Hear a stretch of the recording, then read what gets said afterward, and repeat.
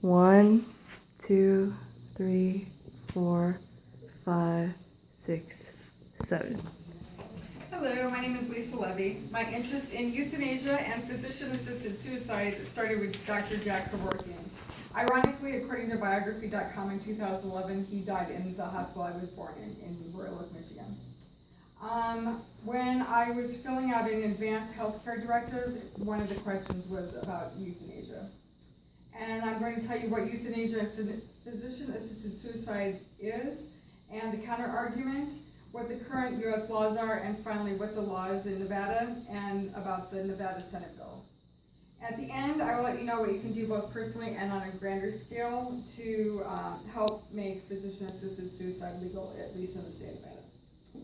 So my story when I was filling out the advanced healthcare directive through totallegal.com, one of the questions asked was if I believed in euthanasia and if it became legal in my state, if it was an option for me, and I said yes. And since then, I've let my family know and my doctor.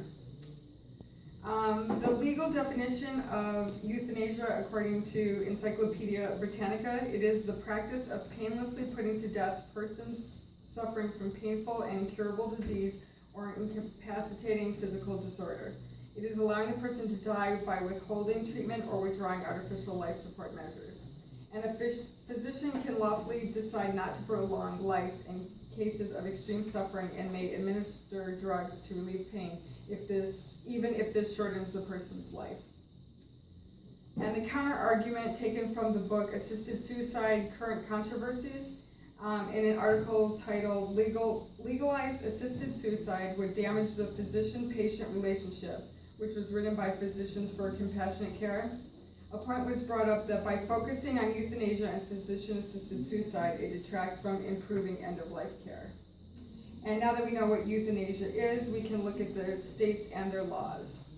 So looking at a map of the United States from deathwithdignity.org, the states in the blue, Oregon being the first, Washington, California, and Vermont, they have death with dignity laws. And you must be a resident of that state. You must be at least 18 years old, must be expected to die in 6 months or less. You must have 2 oral requests to a physician at least 15 days apart and 1 written request. So it isn't just a spur of the moment, I'm ready to die, I have an illness. And states with death with dignity legal by court decision is Montana, like blue state, and you must be a resident of the state. The states that are the pale pink, there's 19 of them, including Utah and Arizona. They are considering death with dignity this year, this session in the legislature. And states with no legislative activity this session or year are the 26 red states, including Nevada and Michigan. And now we're going to look at take a closer look at Nevada and what their laws. So right now, according to procon.org, Nevada has no specific laws regarding assisted suicide. But there's a Senate Bill number 336 called the Patient Self-Determination Act. And the summary from Death with Dignity is the act will remove provisions governing prescribing, dispensing, and administering controlled substances designed to end the life of a patient. And now I'm going to review why euthanasia and physician-assisted suicide should be legal. At the end, no one wants to suffer. I know I don't want to suffer, and I don't want to see a loved one suffer. Decisions are not made spur of the moment. You have to, for the 4 states, you have to have it, you have to tell a physician at least 15 days apart, and it has to be in writing. There's 19 states currently considering death with dignity legislation. And Nevada's Senate Bill 336, the sponsors intend to bring the bill up in the 2017 session. So what can you do? You can take action through deathwithdignity.org. You can sign their petition or donate to the cause.